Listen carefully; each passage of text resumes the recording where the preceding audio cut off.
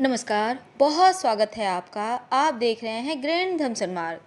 सावन के महीने में मनोकामना पूर्ति के लिए शिवलिंग पर क्या अर्पित करें और आपकी मनोकामना कैसे पूरी हो? तो चलिए सबसे पहले बतलाते हैं अक्षत।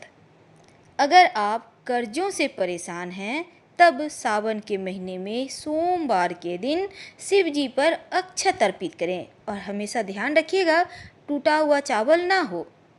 टूटा हुआ चावल, खंडित चावल रहने से आपकी पूजा पूरी नहीं होगी। इसलिए हमेशा ही अच्छे से उसे देख लीजिएगा जैसे टूटा हुआ ना हो और इसी चावल से शिव जी का अभिषेक करें।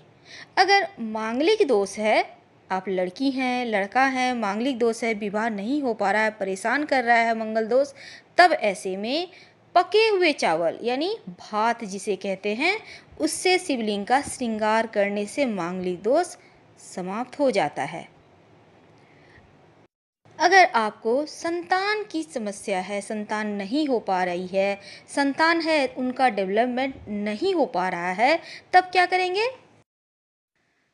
सावन में किसी भी सोमवार को शिवलिंग पर पति पत्नी दोनों मिलकर घी अर्पित करें। जरा सा घी, 1 चम्मच, ज़्यादा आपको अर्पित नहीं करना है, ज़्यादा बर्बाद नहीं जैसे होनी चाहिए। पति जल अर्पित करे, पत्नी घी अर्पित करे, या फिर पत्नी घी अर्पित करे और पति जल अर्पित करे, यानी दोनों मिलकर पूजा कीजिएगा। और साथ ही साथ गरीब बच्चों को कुछ खाने पीने की वस्तु जरूर दीजिएगा और सोमवार के दिन व्रत रखिएगा। ऐसा करने से 1 साल के अंदर ही आपके घर में संतान की किलकारियां गूंज उठेंगी। अगर आप जीवन में खुशियां चाहते हैं, आपके पारिवारिक जीवन में सुख की कमी है, आपसी प्रेम नहीं है पति पत्नी में, तब क्या करेंगे? शिव जी पर, शिवलिंग पर गेहूं अर्पित करें या फिर जौ अर्पित करें। ऐसा करने से आपका प्रेम भी बढ़ेगा और संतान संबंधी या फिर संतान की समस्याएं भी दूर होंगी। संतान के सुख में वृद्धि होगी। किसी भी तरह का अन्न अर्पित करने से शिव जी ज़्यादा प्रसन्न होते हैं और आपके घर में अन्न धन की कभी कमी नहीं रहती है।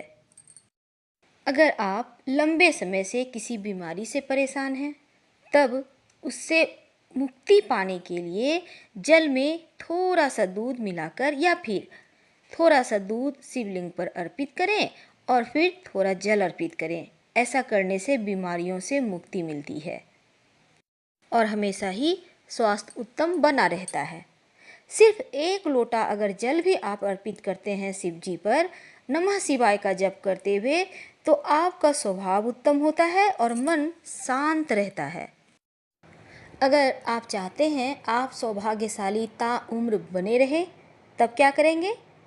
सौभाग्यशाली बनने के लिए, पति की लंबी आयु के लिए या फिर आप सौम्यता प्राप्त करने के लिए शिवलिंग पर केसर अर्पित करें।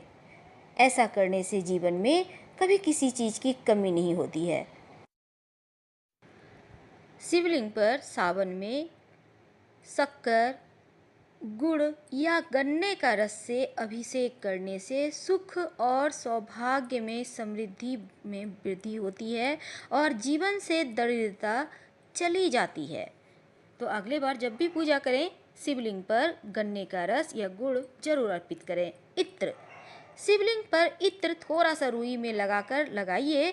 ऐसा करने से आपका विचार मन पवित्र होता चला जाता है और बुद्धि सही डिसीजन लेने की स्थिति में आ जाती है।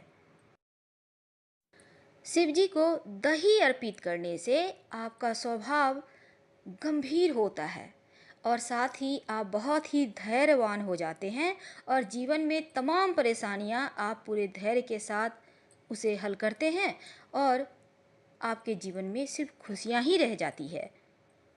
बात करते हैं अब चंदन। शिव जी को अगर आप चंदन लगाते हैं घिसकर, तो आपका व्यक्तित्व आकर्षक होता है और आपका समाज में मान सम्मान, यश बढ़ता ही चला जाता है। तो शिवलिंग पर ही नहीं सिर्फ, बल्कि आप बेलपत्र पर भी चंदन लगाकर ही शिव जी को उल्टा करके अर्पित कीजिएगा। बात करते हैं अब शहद की।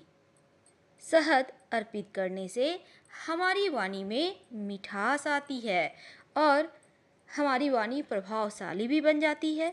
हम दूसरे को बहुत जल्दी अपनी वाणी में के जरिए आकर्षित कर सकते हैं और अपना काम भी निकाल सकते हैं। यानी ये अच्छी वाणी और बुद्धि देता है। भांग।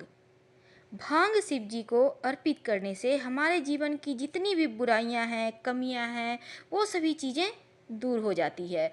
और साथ ही शिव जी के गले में जो विष है उसे भी, चूँकि विष को काटता है, इसलिए भांग शिव जी को बहुत प्रिय है ताकि गले को ठंडक मिले। तो अगली बार जब भी पूजा कीजिए शिव जी को भांग अर्पित करना मत भूलिएगा। अगर आप चाहते हैं आप स्वस्थ रहें, मस्त रहें, तब क्या करेंगे? शिवलिंग पर सफ़ेद रंग के वस्त्र या फिर जनेऊ अर्पित करें। आपकी सभी मनोकामनाएं शिव जी पूर्ण करेंगे और आपके करियर में भी आपको सफलता मिलेगी। बात करते हैं पान की। आप कितना भी पूजा कर लें, जब तक आप शिव जी को पान और दक्षिणा अर्पित नहीं करते, आपकी पूजा अधूरी मानी जाती है। करेंगे क्या? जब पूरा पूजा कर लेते हैं, लास्ट में एक पान का पत्ता, उसके ऊपर एक सुपारी, थोड़ा सा कलावा, कुछ मीठी चीज़ें, लौंग, सुपारी और इलायची, छोटी इलायची, इसके साथ ही एक सिक्का। बिना दक्षिणा के पूजा पूर्ण नहीं होती है। पान पे सभी चीज़ें रखें, अब शिवलिंग पर अर्पित कर दें और फिर आप अगर महिला हैं तो साष्टांग प्रणाम नहीं करेंगी, आप पुरुष हैं तो साष्टांग प्रणाम कर सकते हैं। महिलाएं यूं ही झुक के प्रणाम करेंगी। तो दोस्तों, ये थी शिव जी को तमाम चीज़ें चढ़ाकर अपनी मनोकामना आप कैसे पूर्ण करें। अगर वीडियो से लाभ होता है, पसंद आता है तो लाइक और सब्सक्राइब जरूर कीजिएगा।